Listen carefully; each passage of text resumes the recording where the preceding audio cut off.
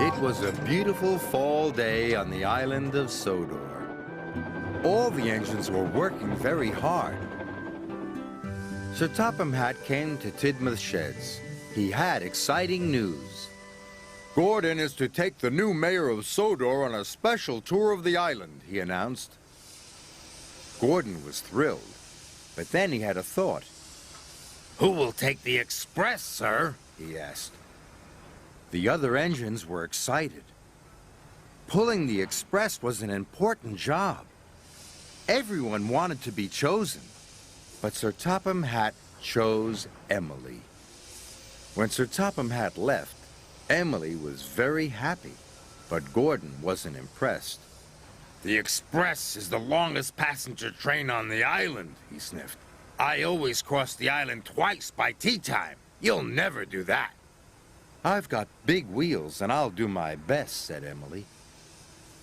Big wheels don't make a big engine, boasted Gordon. Everyone knows I'm the best.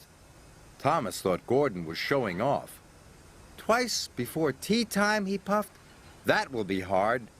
But Emily wasn't listening to Thomas. I'm going to be as good as Gordon, she said eagerly, and she steamed away as fast as she could. Emily puffed into Knapford Station. She was looking forward to taking the express, but it was very, very heavy. Bust my buffers, she gasped as she slowly pulled out of the station. But she pulled away too soon and left the brake coach behind. Emily puffed with all her might. She was determined to be fast.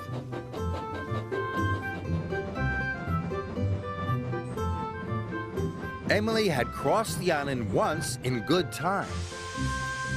I am as good as Gordon, she puffed proudly.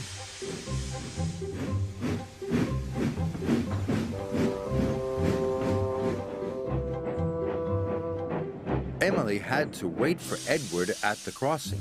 Edward went as fast as he could, but it wasn't fast enough for Emily. Hurry up, slow coach, she cried, or you will make me late. Edward felt sad, but Emily just steamed on.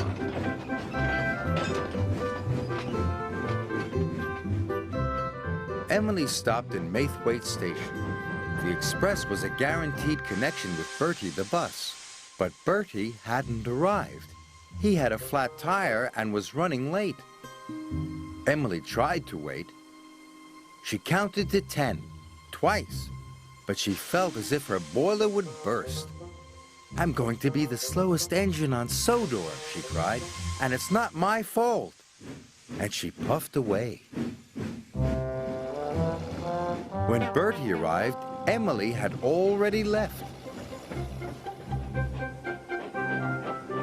Emily needed to take on water, but James was at the water tower.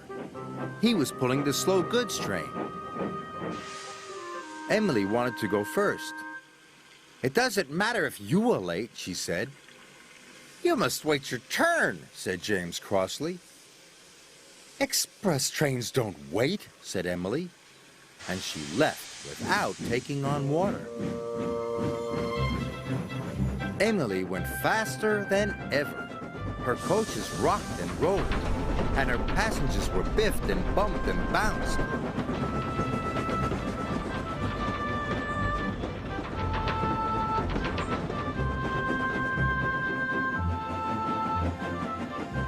Finally, Emily could see Brendam Docks up ahead.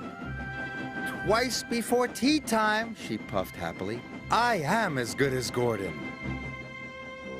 Then there was trouble. Emily slowed down.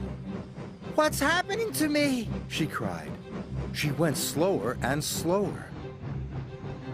Emily had run out of water. She huffed and puffed, but she had no steam left. Finally, Emily came to a complete stop.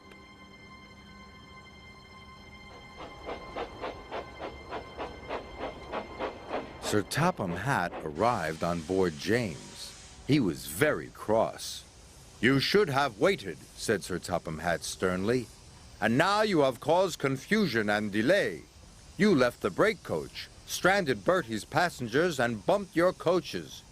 You must learn to be more patient. Emily knew Sir Topham Hatt was right. She felt very bad. She was only trying to be as good as Gordon. "I'm sorry, sir," she said sadly. James pulled Emily into the docks. Then he went back to collect the express. Now I need an engine to take the slow goods train, said Sir Topham Hatt. Emily had an idea. "May I take it, sir?" she said. "If I promise to go slowly?" Sir Topham Hatt thought it was a grand idea. The slow goods train needs lots of patience, he said. Emily was pleased. She was determined to do a good job.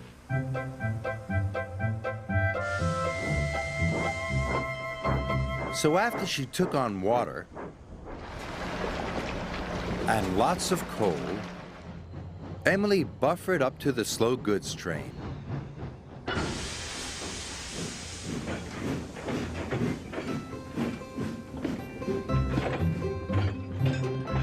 She stopped at all the right stations.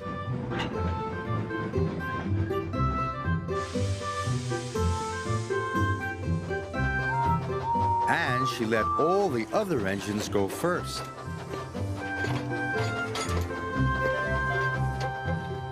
She stopped at a signal. Thomas was waiting there. "Hey, Thomas."